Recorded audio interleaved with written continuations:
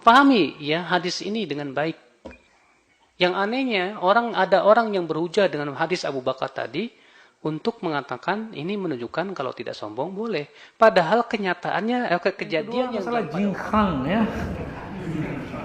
Celana jingkrang tidak ada di zaman Nabi, yang ada cuma sarung jingkrang. Tuh, antum yang jingkrang-jingkrang tuh ya. Gimana hadisnya? Di hadisnya memang ada di riwayat Nasai ya, orang yang matahtal ka'bain finnar, yang di bawah mata kaki di neraka. Maka Syekh bin Baz mengatakan, kamu walaupun gak sombong, kalau di bawah mata kaki neraka. Tapi pendapat itu dibantah oleh ulama Yaman, ulama Azhar, ulama Suriah. Guru-guru kita rata-rata ya jingkrang, ada yang jingkrang, ada yang tidak. Bahkan Syekh Sudais itu coba lihat di Mekah, kurang salafi apa beliau? Ya, Syuraim dan beberapa masyayikh kadang mereka manjang, kadang enggak. Jadi apa arti kelarangan untuk berpakaian yang jingkrang itu? Ternyata Nabi mengatakan khuyala. Saya sudah jelaskan berkali-kalinya. Nabi SAW dalam Kitabul Libas, bab pakaian di Sahih Bukhari, hadis pertama Imam Bukhari meriwayatkan dari Abu Bakrah radhiyallahu taala anhu. Beliau keluar dari rumahnya, yajurru saubahu, sarungnya di bawah mata kaki. Saat itu terjadi kusuf, matahari gerhana, lalu beliau langsung sholat dan sarungnya di bawah mata kaki. Diterima nggak sholatnya? Terima nggak? Serius? Kata Ustadz antum nggak diterima. Ya? Yang nggak diterima itu yang khuyala, yang dia berkhayal lagi sholat.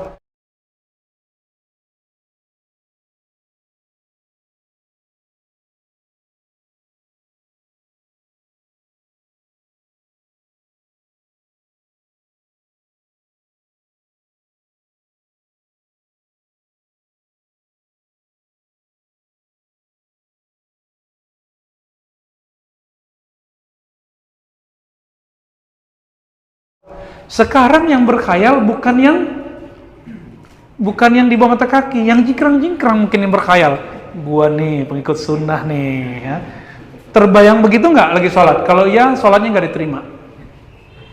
Karena dalam sholat kita nggak boleh memikirkan diri, kita harus kemudian tawajjuh ilallah. Inni wajjahtu wajhiya, aku hadapkan wajahku kepada Allah. Malah mikirin sarung sama celana.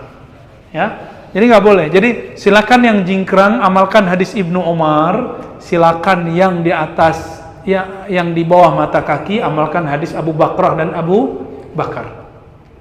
Kita sudah sebutkan berkali-kali, Abu Bakar kata Nabi, lasta miman sana'a dzalika khuyala. Anda boleh karena Anda tidak sombong. Hadis Bukhari.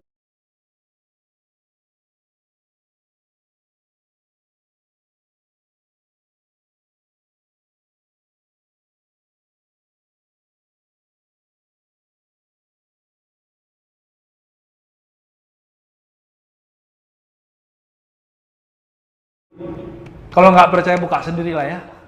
perbuatan manusia dijadikan dalil untuk mengalahkan dalil-dalil syariat. Ini sebuah keanehan. Ini namanya keajaiban dunia lagi ya Pak. Ya. Kita harus memahami sombong dalam masalah isbal. Ya. Karena memang ada hadis yang mengatakan man jarra thawbahu khuyala lam yanzurillahu ilaih. Siapa yang menarik ya kainnya karena sombong, Allah tidak akan melihat kepadanya. Sementara dalam hadis lain, ma asfala minal ka'bain minal izar fa finnar. Setiap kain yang melebihi mata kaki, maka tempatnya di neraka. Hadis pertama mengikat dengan kesombongan. Hadis yang kedua tidak mengikat dengan kesombongan. Sekarang kita penting untuk memahami hakikat kesombongan. Dari bagaimana caranya melihat dalil-dalil yang lain tentang masalah ini. Ya, ada dua hadis yang menjelaskan tentang hakikat kesombongan. Hadis yang pertama yang dikeluarkan Abu Daud. Rasul kita yang mulia alaihi wasallam sabda, "Iyyakum wal isbal fa innal isbala minal makhilah." Jauhi oleh kalian isbal, karena isbal itu sendiri sudah termasuk kesombongan. Isbal itu sendiri sudah termasuk apa? Kesombongan. Dalil yang kedua hadis Abu Bakar yang dikeluarkan oleh Imam Muslim. Bahwasanya Abu Bakar berkata kepada Rasulullah, "Ya Rasulullah, inna izari yastarhi." Sesungguhnya ya, sarung saya ini melorot ke bawah. Wa inni ata'ahadu, dan aku berusaha untuk terus menjaga jangan sampai melorot. Setiap melorot dinaikin lagi, setiap melorot dinaikin lagi. Maka Rasulullah bersabda kepada Abu Bakar, "Ya Aba Bakar, innaka lasta mimman yaf'alu khuyala." Kamu tidak melakukan perbuatan itu karena sombong. Kapan? Ketika dia tidak melakukannya dengan sengaja. Abu Bakar, ya melorotnya tidak sengaja. Setiap melorot dinaikin, setiap melorot dinaikin. Kata Rasulullah, seperti itu bukan sombong. Berarti kalau yang sengaja dilorotin, itu yang sombong, Pak. Ya. Pahami ya hadis ini dengan baik. Yang anehnya, ada orang yang berhujah dengan hadis Abu Bakar tadi untuk mengatakan ini menunjukkan kalau tidak sombong boleh. Padahal kenyataannya, kejadian yang dalam pada Abu Bakar itu tidak menunjukkan kepada apa yang diinginkan. Ketika Rasulullah mensifati Abu Bakar tidak sombong, keadaannya Abu Bakar waktu itu apa? Tidak sengaja. Karena kebetulan Abu Bakar kurus, ya beliau pakai baju kegedean. Jadi sarungnya melorot terus ke bawah. Tapi setiap melorot dikatasin lagi. Mana mungkin disamakan dengan orang yang sengaja dilorotin ke bawah. Dan dalam riwayat Abu Daud sendiri, Pak, sudah sangat tegas dan jelas sekali.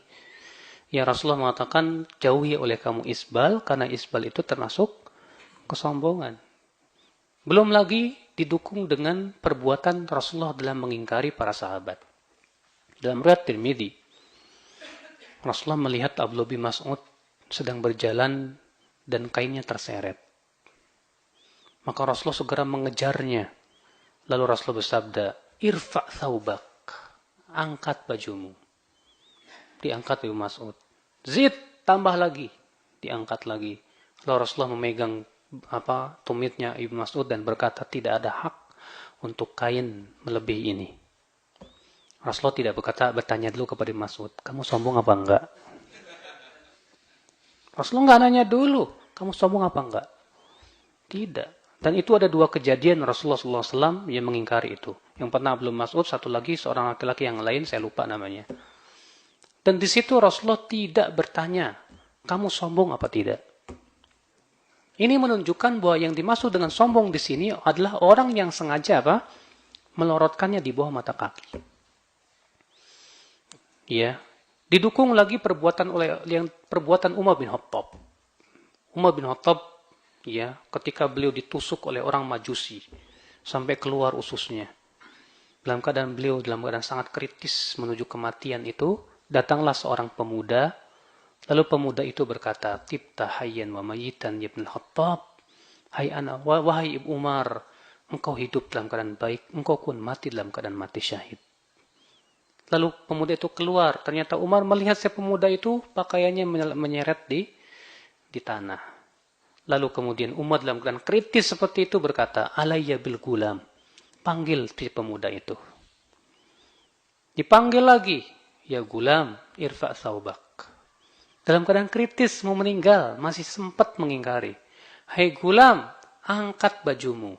Fa innahu arda li rabbik wa anqa li thawbik." Karena itu lebih diridhai oleh Rabbmu dan lebih bersih untuk pakaianmu. Kisah ini dikeluarkan oleh Bukhari dalam sahihnya. Ya. Bayangkan Umar bin Khattab dalam keadaan kritis seperti itu, Pak. Umar enggak nanya dulu kepada si pemuda, kamu sombong apa enggak? Kalaulah itu pemahamannya, tentu para sahabat sudah nanya dulu. Tentu Rasulullah ketika mengingkari nanya dulu. Ya, makanya ya saya tidak setuju dengan orang yang mengatakan bahwa kesombongan yang dimaksud seperti yang dipahami oleh mereka. Itu sengaja celananya dilorotin ke bawah dengan klaim saya tidak sombong. Justru itu sebetulnya kesombongan kata Rasulullah. Ya, subhanallah. Masih ada yang bertanya? Wah, bapak pulang langsung dipotong celananya nih, Pak.